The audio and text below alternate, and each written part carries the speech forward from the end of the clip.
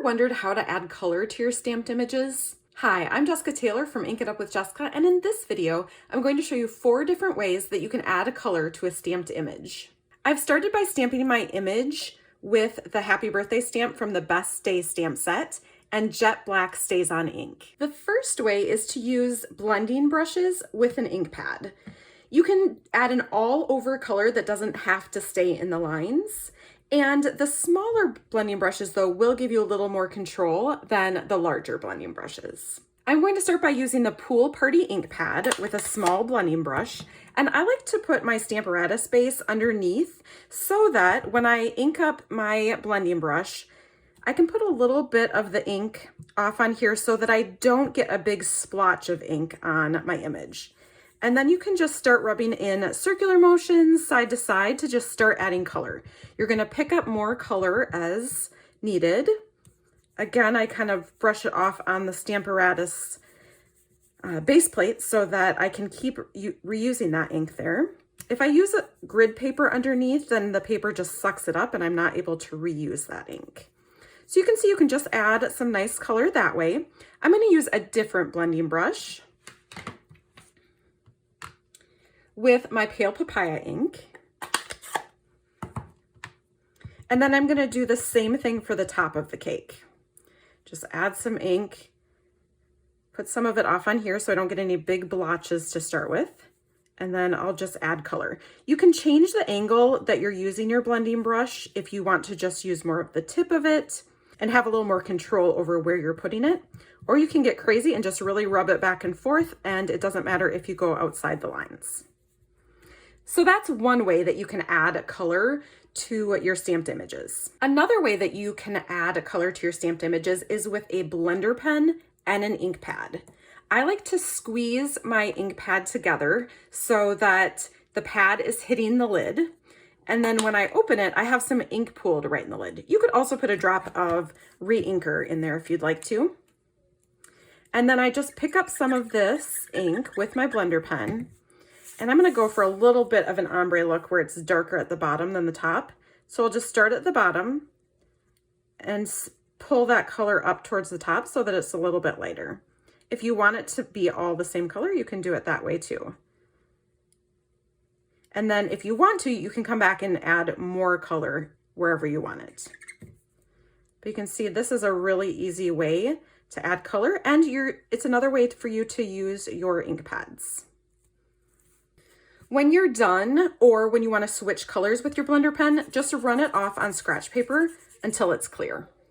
So here's my finished card where I used blending brushes to color the cake. I also used blending brushes to color the Happy Birthday, and I had stamped it on a different piece of paper, cut it out and put it up on this card with dimensionals. And then my Happy, I did the blender pen with the ink pad. The third way to add color to a stamped image is with patterned paper. For this card, I stamped the same birthday cake on Delicate Desert Designer Series paper, so you can see that it just kind of colors the cake for me. Then you'll just use some nice sharp paper snips to cut right on the line of your stamped image. For this one, I'm stamping out the plate and the actual cake.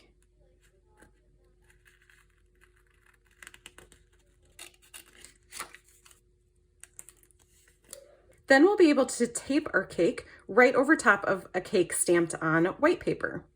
I'm gonna go ahead and use some Stampin' Seal adhesive. You can use whatever kind of adhesive you like to use. I wanna make sure I get the edges of the plate.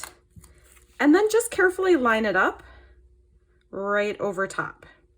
Now you can see my cakes are different because I stamped them on different parts of the pattern paper. For this one, I came back in with my Calypso Coral watercolor pencil. And this is another way that you can add color to your stamped images. I'm just gonna color in some of the cake details to make them stand out a little bit more. So maybe the circles, maybe this rope of extra decorative frosting. And then I could also do these circles down here.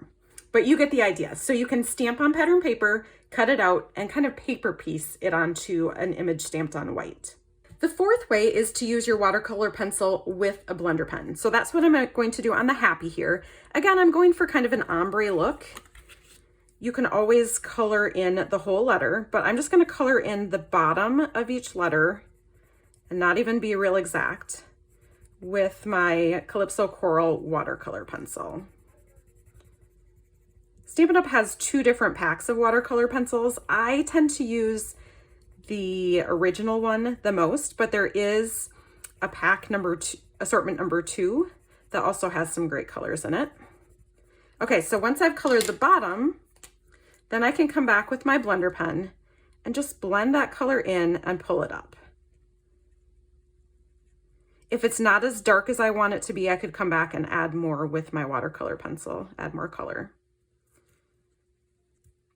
But the blender pen just kind of smooths out your pencil lines and gives you a nice color. On this card, I did add some Wink of Stella over my letters to give it an extra shimmer and shine.